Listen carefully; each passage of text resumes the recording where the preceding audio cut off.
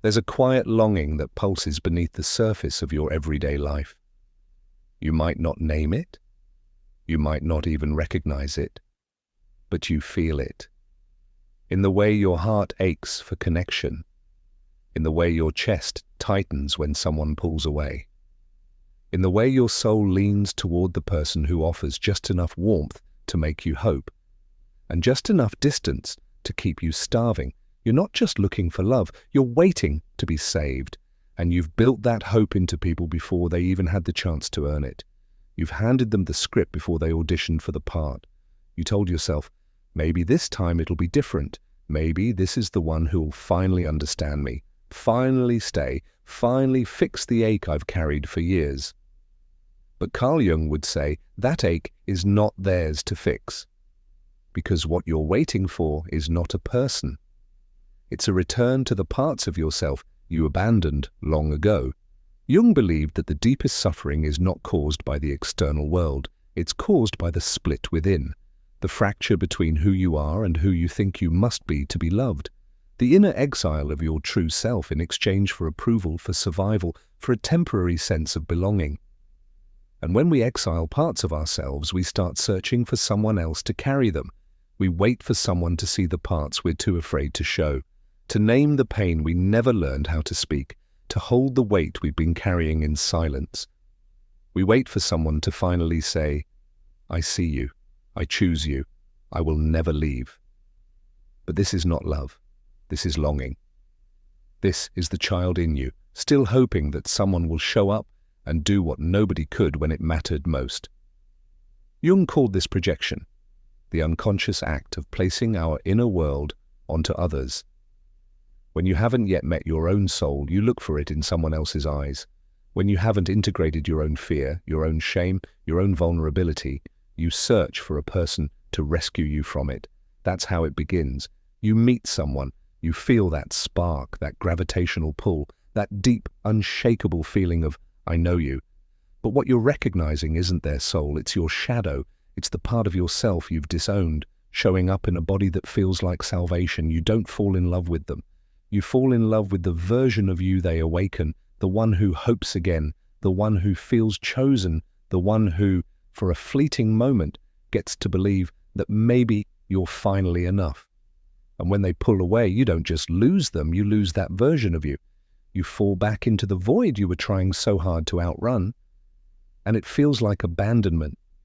But it's actually a mirror, a reflection of the part of you that still believes your worth is something you must be given, not something you already are. This is the root of the savior fantasy. We want someone to come and love the parts of us we refuse to touch. We want someone to hold us while we fall apart, but never learn how to hold ourselves. We want someone to speak to our silence, but we've never dared to give it a voice. And so we wait for the one who will rewrite the story, for the one who will stay this time, for the one who will make it make sense, who will finally tell us that we are lovable, even when we're messy, insecure, uncertain, or afraid. But the hard truth, no one can save you from what you're unwilling to face yourself. Jung said, your vision will become clear only when you can look into your own heart. Who looks outside, dreams. Who looks inside, awakes. You keep looking outside, hoping, dreaming, projecting, craving, but healing doesn't come from being chosen by others. It comes from choosing yourself, even when no one else does. It comes from turning inward into the quiet, painful places you've been avoiding, into the grief, the fear, the unmet needs, the stories you wrote in childhood and kept repeating through every adult relationship.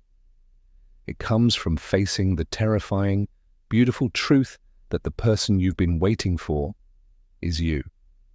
So, what does that look like? It looks like sitting with your sadness instead of rushing to fill it. It looks like asking, what am I really feeling?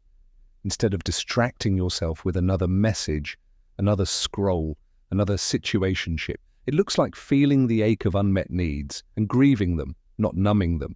It looks like reparenting your inner child, telling them, I'm here, I'm not leaving, you're safe with me now. Because the child in you doesn't need another person to validate their existence. They need you to stop abandoning them. They need you to show up, not as perfect, but as present. And yes, it's hard, because it means letting go of the fantasy.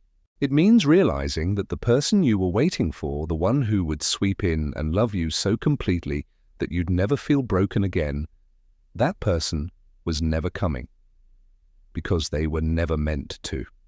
Jung believed that the true path of healing is individuation, the lifelong journey of becoming whole by integrating the conscious and unconscious parts of yourself, the light and the shadow, the known and the hidden. And that kind of wholeness can't be outsourced. It must be earned, not through performance, but through presence. So you stop waiting for someone to fix what hurt you. You stop asking others to make you feel chosen. You stop building your identity around how someone else sees you. Because your worth is not a prize to be handed out by someone who doesn't even know your depths. It's not something earned through perfection.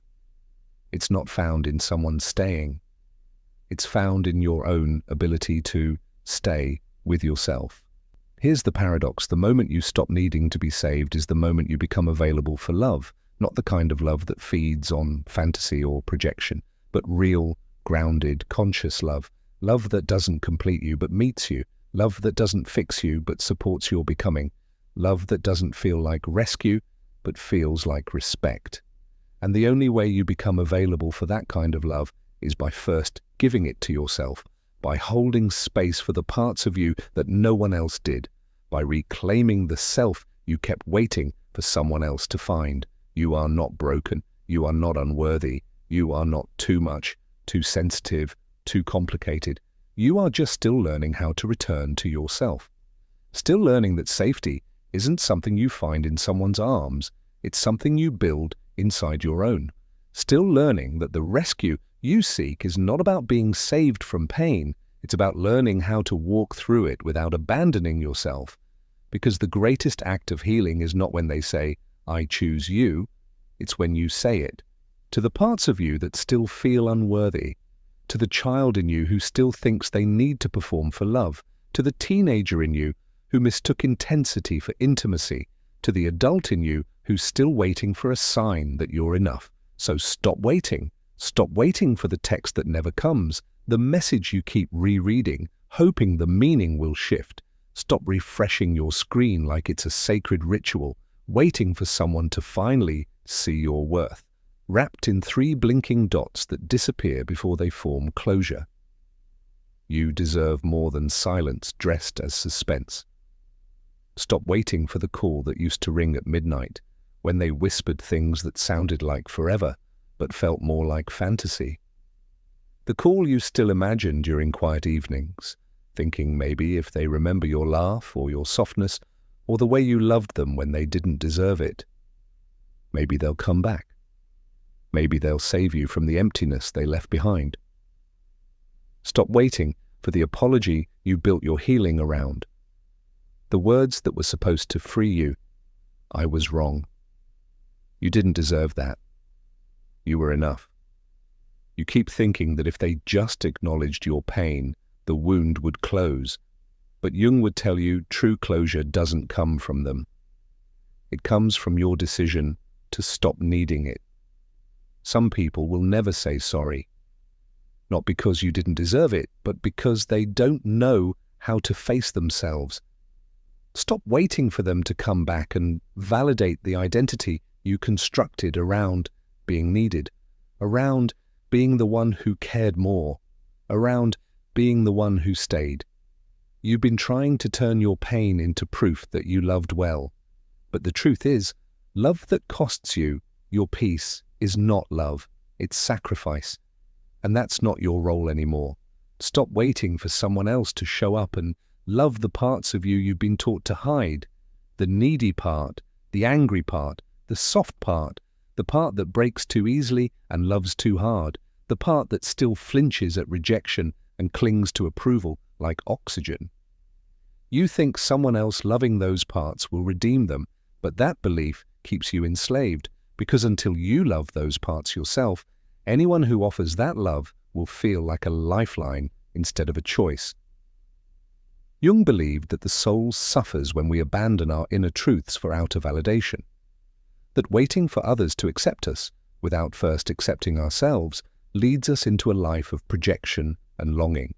A life where the self is outsourced and fulfillment is always one person, one moment, one apology away. But the deeper truth is this: you don't need a savior. You don't need a person to come and rewrite your story. You don't need them to finally realize your worth in order for it to be real. You don't need someone to rescue you from your sadness, your softness, your shadow. You don't need to be saved, you need to be met by you, fully. Not just the part of you that shows up when you're praised, not just the strong part, not just the part that handles everything and never cries, but the scared part, the messy part, the one that still gets triggered when someone doesn't text back, the one that still aches when you see their name, the one that still wonders, was it my fault? You need to meet that part, not with judgment, but with compassion, with stillness, with breath, because that's what healing is, not fixing, not perfecting, meeting, unconditionally, not when you've earned it, not when you've proven it, not when you've finally stopped crying or gotten over them or hit a milestone that makes your pain more palatable, but now, in this moment, in this breath, in the version of you who is raw and real and still figuring it out, because that's the only version that's ever been real. And when you meet yourself there, when you stop performing, stop pleasing, stop punishing yourself for having needs, you stop waiting for someone else to make you feel whole, you start remembering that you already are, you stop chasing people who reflect your wounds and start attracting people who mirror your healing, you stop confusing the pain of waiting with the promise of love, you stop outsourcing your power, and you finally understand healing isn't about being saved from your suffering, it's about becoming the one who chooses to stay through it. Right here, not someday, not after the next heartbreak or the next lesson or the next epiphany, but now, in the space between the longing and the letting go, in the silence that once terrified you, but now invites you inward. In the mirror you've been avoiding because it shows you what you already know. You are the one you've been waiting for.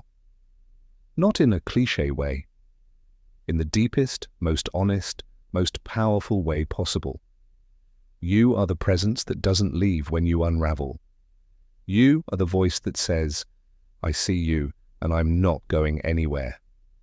You are the one who walks into the shadow and lights a candle, not to chase it away, but to sit with it until it no longer feels like fear. Right now, not tomorrow, not next month, not after they come back or apologize or recognize your worth, because they might never do any of that. And even if they did, it wouldn't change the deeper truth. Only you can choose to stop abandoning yourself. That's the real salvation, not when someone else sees your light, but when you stop dimming it to keep their love. Not when someone finally chooses you, but when you stop choosing people who make you question your value. Not when they return, but when you stop leaving yourself every time it hurts. So stop waiting, because the one you've been waiting for isn't a text, it's not a call, it's not a person.